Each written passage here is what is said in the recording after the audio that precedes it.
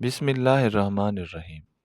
شروع اللہ کا نام لے کر جو بڑا مہربان نہایت رحم والا ہے۔ بخت نصر بادشاہ ابتدا میں نہایت نیک اور بخت و صالح تھا۔ حضرت زکریہ علیہ السلام اور حضرت یحییٰ علیہ السلام کی نہایت اطاعت کرتا تھا۔ اتفاقاً اس نے ایک عورت سے نکاح کیا جس کے ہمراہ ایک لڑکی نہایت حسین پہلے شوہر سے تھی۔ جب وہ لڑکی سن بلوغ کو پہنچی تو بادشاہ اس کی بہار حسن دیکھ کر فریفتہ اور دیوانہ ہو گیا۔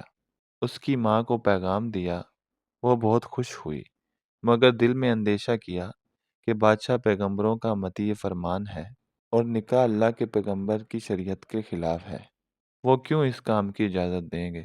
اس لیے بادشاہ سے کہا کہ تم اس کا مہر ادا نہ کر سکو گے۔ اس نے دریافت کیا کہ کتنا مہر ہے؟ جو کچھ کہو میں دوں گا۔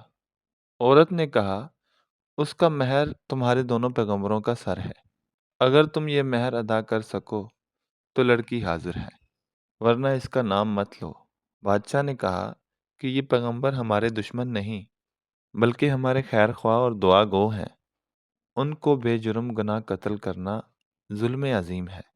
اس کے سوا کچھ مانگو، جو مہر کہو مجھے منظور ہے۔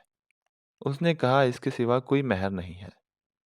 بادشاہ نے ہوائے نفس سے مغلوب ہو کر فوج کو حکم دیا کہ دونوں بے گناہوں کا سر کاٹ لاؤ۔ حکم کے بموجب سپاہیوں نے جا کر اول حضرت یحییٰ کو بیت المقدس میں قتل کیا اور حضرت زکریہ علیہ السلام یہ حال دیکھ کر جنگل کی طرف بھاگ نکلے۔ فوج پیچھے ہوئی اور شیطان نے ان کی رہنمائی کی۔ جب سپاہیوں نے آ دبایا اور گھیر لیا تو حضرت زکریہ علیہ السلام نے ایک درخت سے التجا کی کہ مجھ کو اس وقت پناہ دے۔ وہ درخت پھٹ گیا، یہ اس کے اندر سما گئے، وہ پھر بند ہو گیا، لیکن قدرے کپڑا باہر رہ گیا۔ فوج متحیر ہوئی کہ کہاں غائب ہو گئے۔ شیطان نے نشان دیا کہ اس درخت کے اندر ہیں اور یہ کپڑا ان کے موجود ہونے کی علامت ہے۔ پھر شیطان نے آرا کی ترکیب بتائی، درخت چیرا گیا۔ جب نوبت آرا کی سر تک پہنچی تو حضرت زکریہ علیہ السلام نے سسکی بھری۔ حکم الہی نازل ہوا، اگر اف کرو گے تو پیغمبری سے خارج کر دیے جاؤ گے۔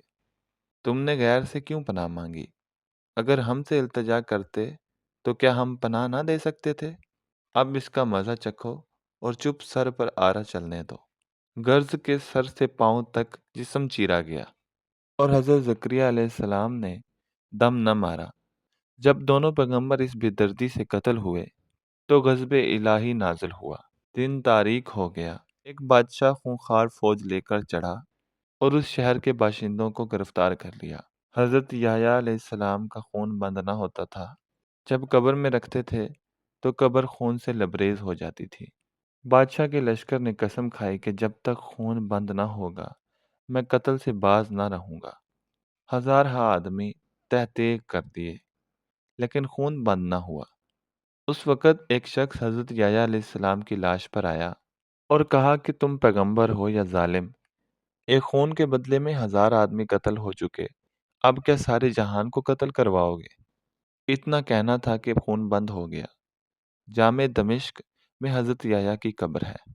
اس واقعے سے ہمیں یہ حاصل ہوتا ہے کہ اللہ کے سوا کسی سے مدد نہیں مانگنی چاہیے، کہ جب ایک نبی کو بھی اللہ تعالیٰ نے بطور تنبیہ کے آرے سے چروا دیا تو ہماری حیثیت کیا ہے؟ چنانچہ اسی لیے اس واقعے سے سبق حاصل کرتے ہوئے ہمیں چاہیے کہ نہ تو کبھی کسی پر ظلم کریں اور نہ اللہ کے سوا کسی سے مدد مانگیں۔ اللہ تعالیٰ ہم سب کو عمل کرنے کی توفیق عطا فرمائے۔